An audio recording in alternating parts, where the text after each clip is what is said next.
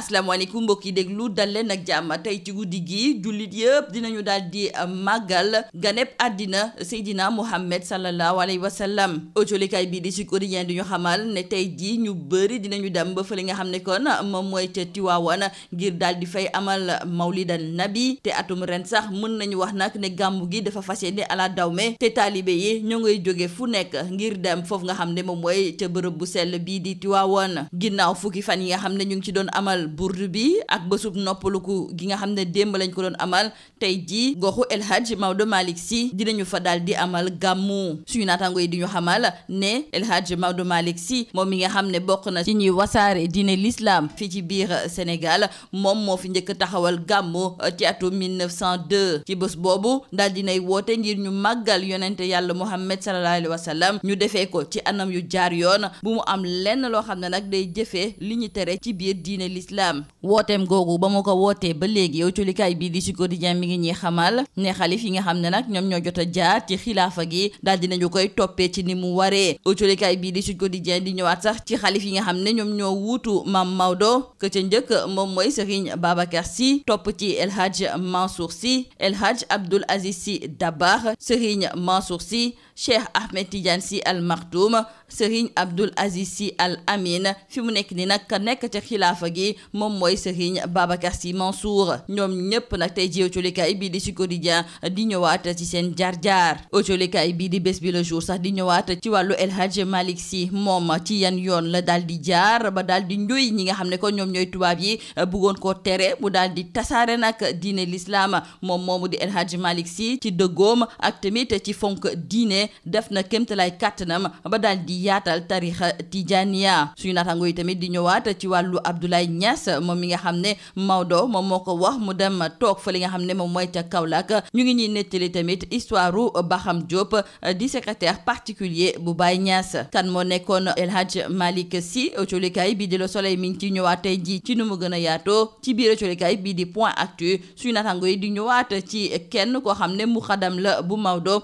di El Hadj Pedro Diop moom moo njëkk a jiite Zawiya El Hadj Malick Sy bi nekk fii ci avenue Lamine Gueye ku jege woon Seydou Nourou Tall la ak tamit Ababacar Sy moom sax daal dinañu koy décorer de l'ordre de la Légion d'honneur ñi ko defoon moom mooy tubaab yi fi nekkoon tey ji kon foo sànni mbàttu mu tak fa li nga xam ne kon moom mooy ca Tiwaawoon loolu autolikaay bi di Le Quotidien daal di fësal autolikaay bi di Enquête di ko ci feelu di ko xamal ne gàmmu ren kay mën nañu wax ne moom moo nar a gën a feesi nit ci gàmmu yi nga xam ne moom moo fi jot a am foofu nga xam ne kon moom mooy ca Tiwaawoon wala boog ca Kaolack rawatina nag ca Medina Baye ak tamit ci yeneen kërub diine njiitu réewum Sénégal di Macky Sall demoon na fa ngir daal di amal waajtaayu gàmmu gi wante it ngir tàggatoo ak ñoom autolikaay bi di L'As duñu xamal ne fu mu jaar nag ñii di kilifa diine yi ña ngay naqarlu dem gi nga xam ne moom lay dem autolikaay bi di Les Échos di ñu xamal ne kon njiitu réew mi ngi doon amal ab tukki nemmeeku ci njabootu diine yi du moom rek de ndaxte Les Échos mi ngi ñuy xamalit ne waa Yewwi Askan Wi démb ñu ngi woon fa li nga xam ne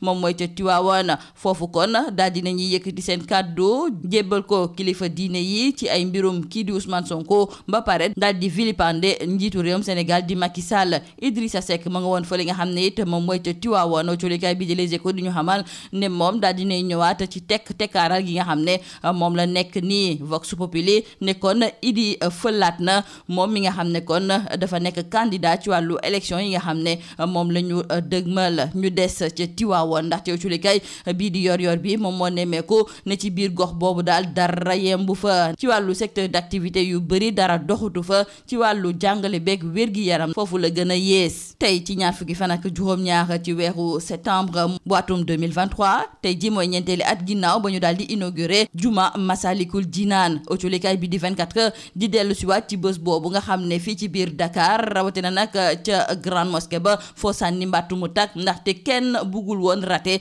li nga xam ne kon moom mooy inauguration bi ñu daal di jukki jëmale ko ci wàllu seeraayu dund gi dañuy dellu si waat rek ci yenn ci ay kàddu yoo xam ne Amadou Touba Niane nekk chef du service régional du commerce de Dakar daf ko fësaloon jëmale ko ci njëgu yenn ci ay dund yi ñuy faral di jëfandikoo moom mu doon xamle ne nguurub Sénégal am na yenn njëkk yoo xam ne daal moom moo koy daal di taxawal def ko ci yenn dund yi ñuy faral di jëfandikoo loolu la ñuy duppee homologation loolu def nañu ko ci lu mel ni farine de blé ci lu mel ni suukar beurre wala bokk ci lu mel ni ay diwlin ngir rek fexe ba seen njëg gën a mun a oyof ci sénégalais yi. ci lu jublu ci wàllu soble bi, pomme de terre bi, carotte bi, meew bi, ñoom bokkuñu ci dund yi nga xam ne dañu leen homologué, wante nguur gi mën na jël ndogal ngir ci ab diir seen njëg yi ñu daal di koy yemale. wante njëg yooyu nga xam ne kon gouvernement bi daf ko fee tëraloon, moom moomu di Amadou Touba Niane di xamle ne léegi njëg yooyu weesu na li ko dalee weeru avril ak léegi. jeexale ko ak wàllu tàggat yaram, tey ji yooculikaay bi di stade mi ngi ñuy xamal ne dinañu xam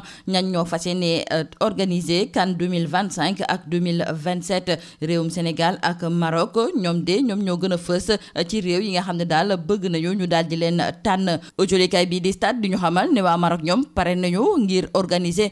CAN bu atum 2025. fi mu nekk ni Algérie daal di nay xamle ne moom bokkutul ci dëkk yi nga xam ne bëgg nañu daal di organiser Coupe d'Afrique des Nations. Égypte rek fi mu nekk nii moom moo mën a jaaxal nag réewum Sénégal. lii moo nekkoon botulukat yi li gën a fës ci biir yooculikaay yi ñu leen di ñaanal njeextalu bës ak jàmm. Mesdames et messieurs, bonjour. La communauté musulmane célèbre cette nuit le Mawlid al-Nabi, ou l'anniversaire de la nuit de naissance du prophète Mohammed, paix et salut sur lui. Communément appelé Gamou, le Mawlid al-Nabi aura un cachet particulier dans la cité religieuse de Tivaouane, nous disent nos confrères du journal Sud Quotidien. La cité bénie accueille depuis quelques jours un flot continu de pèlerins venus de tous les horizons, et après la clôture de la récitation des 10 chapitres du Bourde et la journée de pause de ce mardi, la cité bénie d'El Hadj Maodo Malick Sy, la communauté musulmane et principalement la cité religieuse de Tivaouane vont le temps d'une nuit vivre pleinement la spiritualité. Nos confrères de Sud Quotidien nous font savoir que c'est El Hadj Maodo Malick Sy, le grand propagateur de la voie soufie tidiane au Sénégal, qui a institué le Gamou en 1902, quelques années après son installation dans la cité Lumière. Et à travers son fameux appel, il a invité ses co-religionnaires à célébrer la nuit de l'anniversaire de la naissance du prophète Mohammed sallallahu alayhi wa sallam. Célébrons la nuit de la naissance du prophète, a-t-il déclaré, mais à condition que cela ne conduise pas vers des actes blâmables et contraires aux prescriptions de l'islam, avait lancé Maodo Malick Sy. Et depuis le rappel à Dieu de Seydi El Hadj Malick en 1922, le flambeau est maintenu par les différents khalifes qui se sont succédés à la tête de la Hadra Malikia. Et justement, nos confrères du journal Sud Quotidien reviennent sur ces khalifes qui se sont succédés à la tête de la tariqa tidjane de Tivaouane. Chacun a marqué son khalifa en tant que khalife général de la confrérie de Serigne Babacar Sy, en passant par El Hadj Mansour Sy, El Hadj Abdoul Aziz Sy Dabakh, Serigne Mansour Sy, Cheikh Ahmed Tidiane Sy Al Maktoum, Serigne Abdoul Aziz Sy Al Amin, jusqu'à Serigne Mbaye Sy Mansour.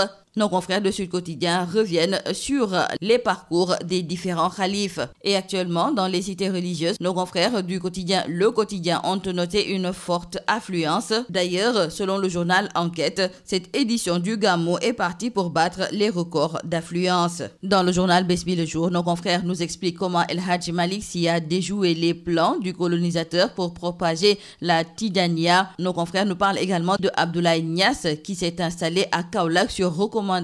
de Maodo, mais aussi l'histoire de Baham Diop, le secrétaire particulier de Baye Niass. Point Actu revient sur un des moukhadam de Maodo et féru de sciences mystiques. Il s'agit de El Hadj Pedro Diop. Ce dernier fut le premier imam de la Zawiya d'El Hadj Malick Sy de l'avenue Lamine Gueye. Il était très proche de Seydou Nourou Tall et Ababacar Sy. Il fut décoré de l'ordre de la Légion d'honneur par les autorités coloniales. À l'occasion du Mawloud, le chef de l'État Macky Sall s'est rendu chez quelques familles religieuses. Et ces religieux regrettent son départ, écrivent nos confrères du journal L'As. Dans le journal Critique, nos confrères reviennent également sur cette visite chez les familles religieuses avec le chef de l'État Macky Sall qui récolte les mêmes lauriers. Il n'y a pas que le chef de l'État Macky Sall qui était en tournée dans les familles religieuses. Nos confrères du journal Les Échos nous font savoir qu'à quelques mois d'une présidentielle à l'issue incertaine, les états-majors politiques ont dragué les marabouts. Hier, la coalition Yewwi Askan Wi était en visite à Tivaouane. Elle a plaidé pour Sonko et vilipendé le président Macky Sall. Quant à Idrissa Seck, il était aussi présent à Tivaouane. Il a expliqué son silence et prié pour une transmission pacifique du pouvoir sans violence. Justement, concernant Idrissa Seck, il refait surface avec ses ambitions présidentielles, titre nos confrères du journal Vox Populi. À Tivaouane, nos confrères de Yoor Yoorbi tirent sur la sonnette d'alarme concernant donc cette situation d'urgence dans presque tous les secteurs d'activité. Tivaouane, une ville qui manque de tout, titre nos confrères de Yoor Yoorbi. Ce 27 septembre marque également les 4 ans de l'inauguration de la mosquée Massalikul Jinan. Nos confrères du journal 24 heures nous rappellent que ce jour-là, aucun disciple mouride ne voulait rater l'inauguration de la mosquée Massalikul Jinan. Ils sont sortis en masse venant de tous les quartiers de Dakar pour assister à l'inauguration de la plus grande mosquée de l'Afrique de l'Ouest. Terminons par le sport. CAN 2025 et 2027. Les pays hôtes seront connus aujourd'hui et le Sénégal retient son souffle. Mais selon nos confrères du quotidien Stade, notre pays et le Maroc sont les grands favoris. Déjà, le Maroc a préparé le terrain pour 2025 et après 1992, le Sénégal rêve de la 36e édition. L'Algérie se retire et seule l'Égypte peut inquiéter le Sénégal. C'est tout à vos journaux et très bonne lecture.